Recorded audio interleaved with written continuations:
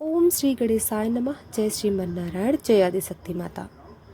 दोस्तों, आज हम श्री कृष्ण ने भगवत गीता में दी 18 चेतावनी, जिसके बारे में हम जानेंगे। तो आइए दोस्तों, श्रवण करते हैं। नंबर 1, जवानी में ज़्यादा पाप किए हैं उसे बुढ़ापे में नींद नहीं आती है, उसे पश्चाताप की अग्नि जलाती रहती है।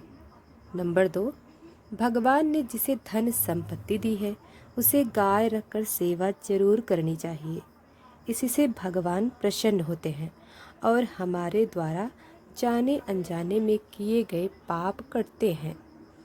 नंबर 3, जुआ, मदिरापान, पर स्त्री गमन, हिंसा, असत्य, मद, आसक्ति और निर्दयता, इन सब में कलयुग का वास है, इसलिए इनका एक और नाम है घोर पाप। नंबर 4, अधिकारी शिष्य यानी जो ज्ञान प्राप्त करने के लिए परिश्रम करते हैं उन्हें सद्गुरु अवश्य मिलता है। नंबर 5, भगवान श्री कृष्ण कहते हैं कि मनुष्य को अपने हृदय को बार बार समझने की कोशिश करनी चाहिए कि ईश्वर के सिवाय उसका कोई नहीं है।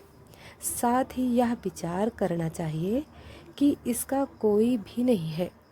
इस ब्रह्मांड में जो उसका साथ देगा वो सिर्फ परमात्मा है। नंबर 6, भोगों में क्षणिक सुख प्राप्त होता है, साथ ही त्याग में अस्थाई। नंबर 7, श्री कृष्ण कहते हैं कि सत्संग ईश्वर की कृपा से मिलता है, परंतु कुसंगति से के पड़ना मनुष्य के अपने ही विचारों के कारण होता है। नंबर 8, लोभ और मोह, माया पाप के माता पिता कहे जाते हैं। नंबर 9, श्री कृष्ण कहते हैं कि स्त्री का धर्म है कि रोज सुबह तुलसी और माता पार्वती का पूजन करे, इससे उनकी सुख समृद्धि हमेशा बनी रहती है। नंबर 10, मनुष्य को हमेशा अपने मन और बुद्धि पर विश्वास नहीं करना चाहिए, क्योंकि ये बार बार मनुष्य को दगा देते हैं।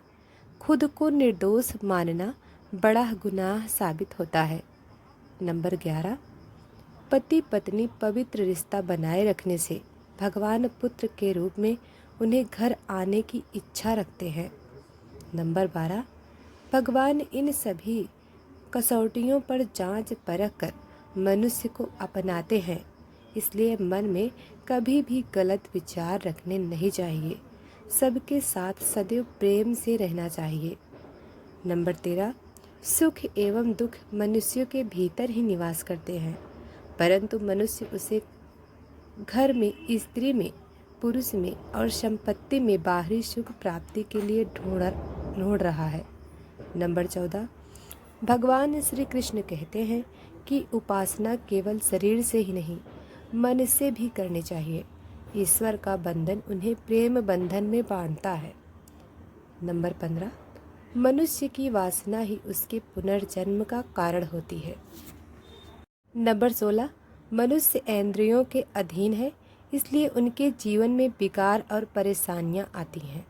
नंबर 17, मनुष्य के अंदर धैर्य, सदाचार, स्नेह और सेवा जैसे गुण बिना सत्संग के नहीं आते।